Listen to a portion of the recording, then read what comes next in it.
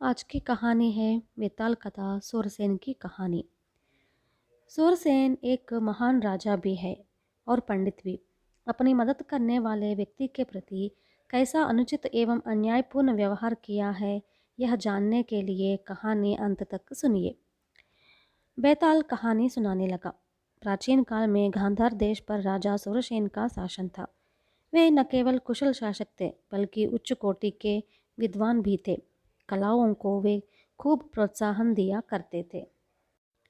एक दिन दरबार में राजभटों ने एक ऐसी युवती को प्रस्तुत किया जिसके वस्त्र जीर्ण शीर्ण थे, केश बिखरे हुए थे और जो दीनावस्था में थी।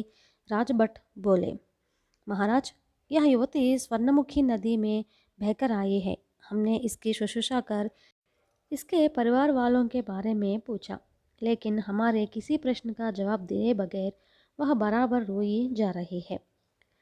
उस युवती को ठीक से देखने पर राजा भी विस्मय में आ गए। दीनावस्था में भी कीचड़ के कमल की भांति उसका सौंदर्य निखर रहा था। उसकी ओर दयापूर्ण दृष्टि से देखते हुए राजा ने पूछा, बेटी, कौन हो तुम? तुम्हारा परिचय दो। तुम साफ साफ बताओ तो हम तुम्हारी यथासंभव सहायता करेंगे। राजा के प्रश्न सुनकर युवती बिलक उठी। पल भर सोचकर राजा सूरसेन ने भटों से कहा, ठीक है, फिलहाल इस युवती को महारानी के पास पहुंचा दो। शाम को राजा महारानी लीलावती से मिलने गए। उन्होंने पूछा, देवी, आज सुबह जिस स्त्री को मैंने तुम्हारे पास भेजा था, वह क्या अब कुछ स्वस्थ हो गई है? उसके बारे में कुछ जानकारी हासिल कर सकी है क्या तुम? नहीं प्रभु, मैंने अपनी ओर से खूब कोशिश की, मगर मैं इतना ही जान पाई कि उसका नाम मल्लिका है। इतना कहकर महारानी ने अपनी सखी को संकेत किया। सखी ने तत्काल एक चित्र लाकर महाराज के हाथ में दिया। आश्चर्य में आकर राजा ने पूछा, यह चित्रकला तो अपूर्व अद्भुत है, किसने इसे चित्रित किया? रानी लीलावती ने जवाब में कहा, चित्र में चित्रित युवती ही खुद चित्रकार है।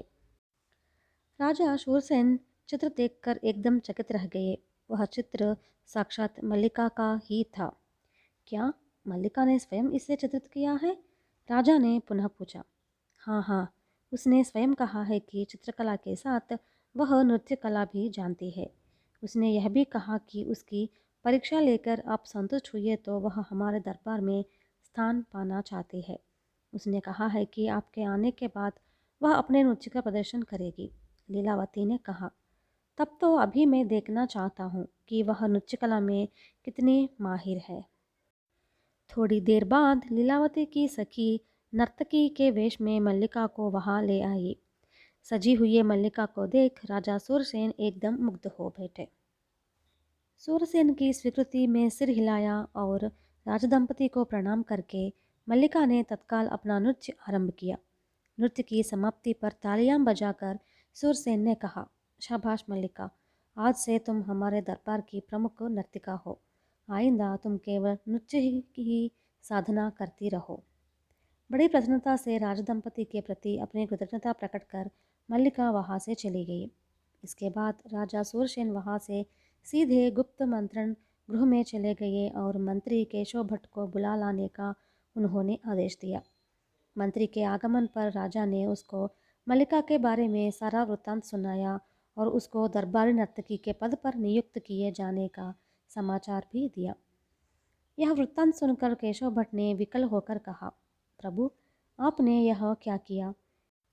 सौंदर्यवती तथा चतुर नारी को उसके संबंध में पूरी जानकारी प्राप्त किए बगैर जनता में प्रमुख स्थान रखने वाले पद पर उसे नियुक्त करना उचित नहीं है।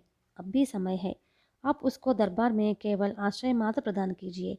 प्रमुख स्थान देने की बात अस्वीकार कीजिए। अब यह नहीं हो सकता। मैंने उसको दरबारी नर्तकी का स्थान दे ही दिया है, शूरसेन ने कहा। इसके बाद दरबार में राजनर्तकी के पद पर मल्लिका को घोषित किया गया। उसके द्वारा चित्रित चित्रों से राजमहल अलंकृत हुआ। साधारण नागरिक से लेकर प्रमुख राजाधिकारी तक सब लोग मल्लिका के सौंदर्य व नृत्य की सराहा करने लगे। मल्लिका की चित्र व नृत्य कला के सबसे अधिक प्रशंसा होकर भी सूरसेन एक राजा के रूप में अपने कर्तव्य से च्युत नहीं हुए। उन्होंने मल्लिका की गतिविधियों पर नज़र रखने के लिए गुप्तचरों को नियुक्त किया, लेकिन राजा की हालत ऐसे हुई जैसे चिड़िया चुग गई खेत।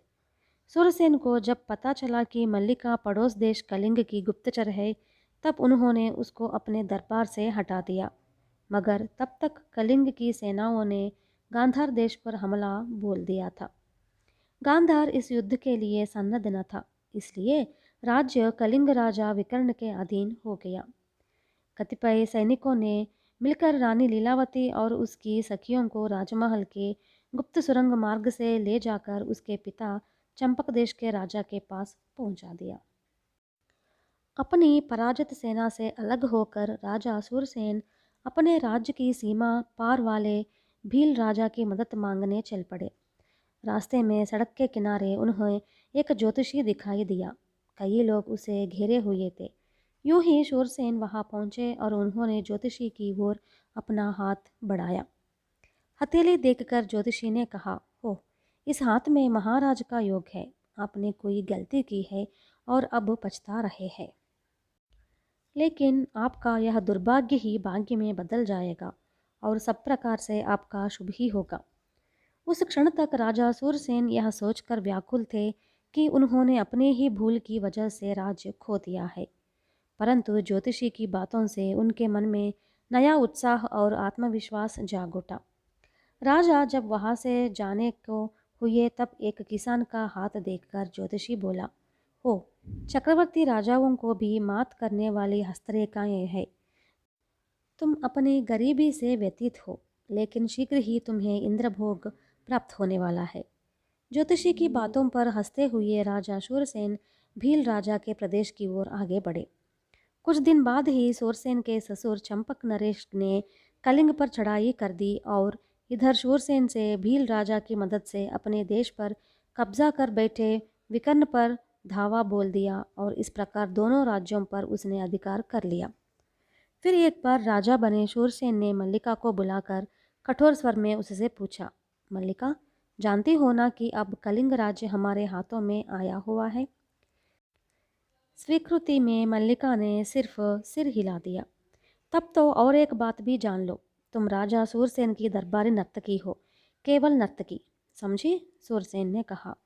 मल्लिका तो इस विचार से भयभीत थी कि उसे अपने अपराध के लिए कड़ी सजा मिल जाएगी, पर अब सजा से मुक्त हो वह सूरसेन को कृतज्ञतापूर्वक प्रणाम करके वहां से चली गई। इसके बाद सूरसेन ने ज्योतिषी को बुलवाकर आदेश दिया, आज से तुम ज्योतिष नहीं बता सकते। तुमको हमारे राजभट के रूप में मैं नियुक्त कर रहा हूँ। इसके बाद राजा ने अपने राज्य में यह कानून बनाया कि सारे देश में कोई भी व्यक्ति सुख ज्योतिष हस्त सामुद्रिक जैसा पेशा नहीं कर सकता।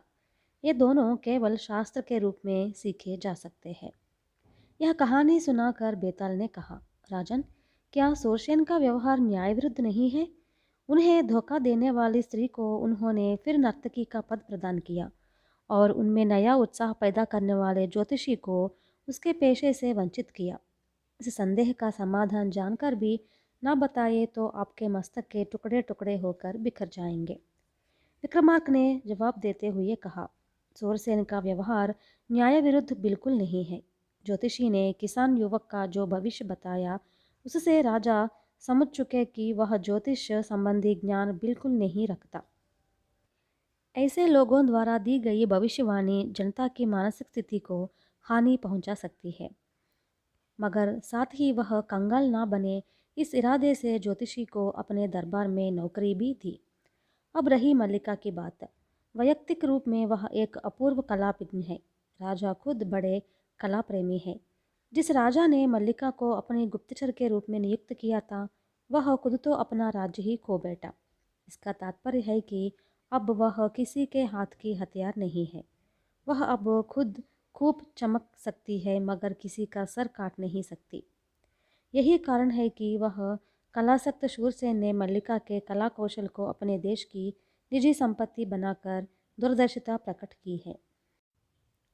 यह कहकर राजा के मौन भंग होते ही बेताल शव के साथ अदृश्य होकर फिर वृक्ष पर जा बैठा।